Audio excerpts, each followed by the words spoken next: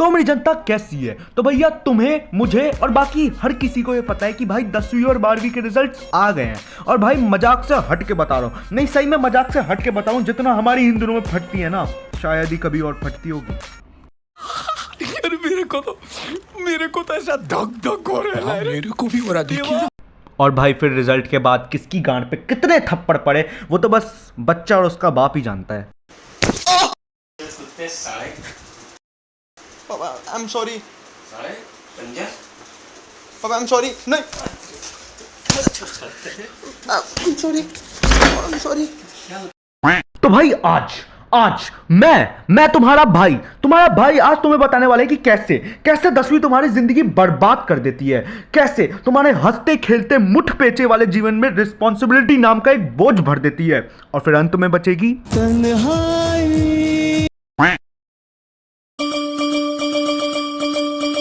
तो इन सभी चीजों की शुरुआत होती है तुम अपने 9वीं के एग्जाम्स देके आ ही रहे होते हो, तुम्हारे मन में मियां खलीफा और लाना रोड्स आ ही रही होती हैं, तुम अपने पैंट में हाथ डालने वाले ही होते हो, लेकिन तभी तुम्हें एक आवाज सुनाई देती है और वो आवाज होती है स्वयं पैर पूजने पिताजी की।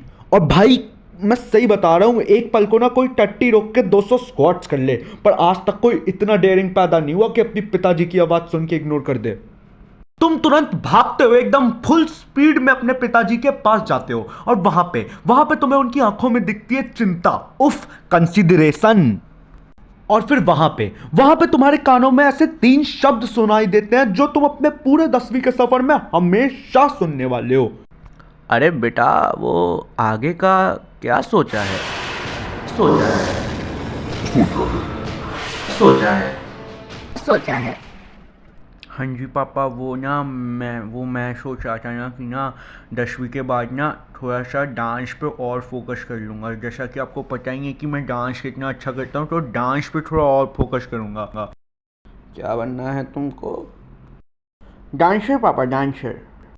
क्या, ज़रा समझ नहीं आ रहा, क्या बनना है पापा? वो डांसर बनना है पापा, आप ही तो कहते हो फॉलो योर पैशन पापा।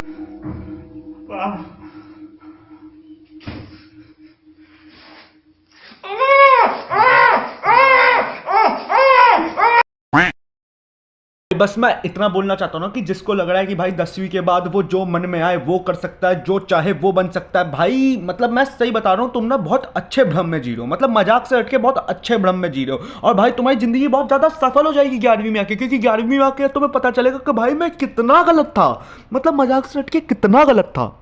क्योंकि भाई अंत में तुम कितनी ही करियर काउंसलिंग करवा लो, कितना ही मतलब अपना करियर ढूंढ लो, अपना पैशन फॉलो कर लो, पर अंत में ना तुम्हें बनना वही होता है जो तुम्हारे माँ बाप चाहते हो। पेरेंट्स को अपने बच्चों को पैशन फॉलो करने देना चाहिए। सही कह रहे हो।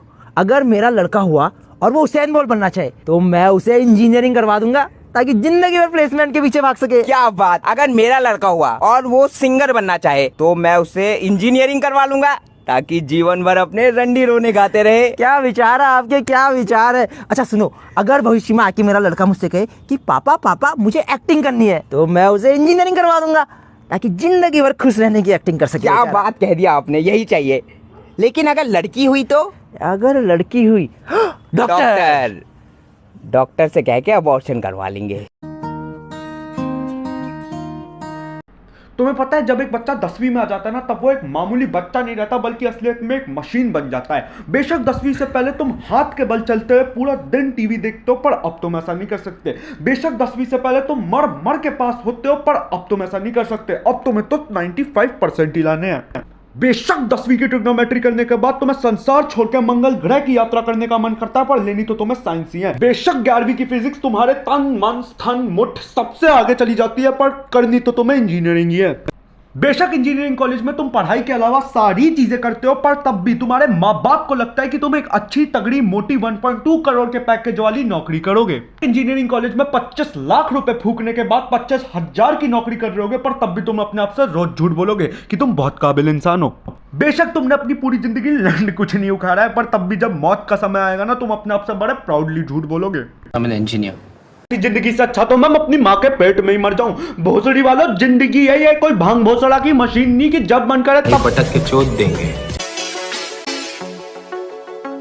धीरे धीरे समय का कांटा आगे बढ़ता है और फिर एक ऐसा दिन आ जाता है ना कि तुम्हारे एग्जाम्स में बस कुछ ही दिन शेष हैं और इस समय तुम्हें याद आता है कि तुमने तो अभी तक कुछ पढ़ाई की ही नहीं है। इस समय तुम्हारी ऐसे ही फटी रहती है और अगर तुम पढ़ाई को छोड़ के कोई और काम कर दो, मैं मजाक से हटके बता रहा हूं, तुम्हारे घर वाले तुम्हें ऐसे देखेंगे कि जैसे तुमसे बड़ा क्रिमिनल तो आज तक हुआ नहीं है। फिर धीरे धीरे तुम्हारे एग्जाम्स खत्म होते हैं और भाई मैं मजाक से हटके बता रहा हूं, जितना सुकून एग्जाम्स खत्म होने के बाद मिलता है ना, मैं मजाक से हटके बता रहा हूं भाई, जिंदगी में इससे अच्छा सुकून आज तक मिला ही नहीं है मुझे। मतलब भाई जितनी स्ट्रेस, माँ बाप की चिक माँ बाप की डांट, उसके बाद जो रिलैक्सेशन मिलती है भाई, मतलब यार उससे अच्छा कुछ है क्या यार जिंदगी में। पर भाई फिर तुम्हें पता चलता है कि भाई 11वीं आने वाली है और फिर तुम्हें याद आता है कि भाई अब मेरी गांड दोबारा से मरने वाली है, क्योंकि बहुत से चूतिए हैं जिन्हें शौक हो जाता है कि भाई हम अब टॉपर बन चुके हैं, अब हम देंगे JEE Mains. Keep it up भाई, तुम्हारा फ्यूचर मैंने अभी बस 2 मिनट पहले ही बताया था।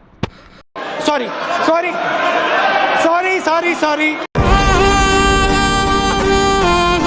तो भाई जितने भी लौंडे अब 10वीं के एग्जाम्स देने वाले हैं ना भाई, मैं उस हर लौंडे को बस यही बोलना चाहता हूँ कि भाई जो भी करियर है ना वो अपने दिमाग से डिसाइड करो, अपने पेरेंट्स के प्रेशर में आने से मत करो। और भाई जितना स्ट्रेस ले रहे हो ना भाई, कुछ नहीं है। मतलब अगर कोई बंदा है स्ट्रेस में तो मैं बस यही बता रहा हूँ, क्योंकि भाई जो दोस्ती, मजाक से हट के बता रहा हूँ, जो दोस्ती तुम्हारी 10वीं में बनती है ना भाई, नहीं मिलने वाली भाई, वैसे दोस्त नहीं मिलने वाले दोबारा कभी। हाँ वो बात अलग है, सारे ब्लॉक लिस्ट में ये ज़्यादा हो गया, सॉरी।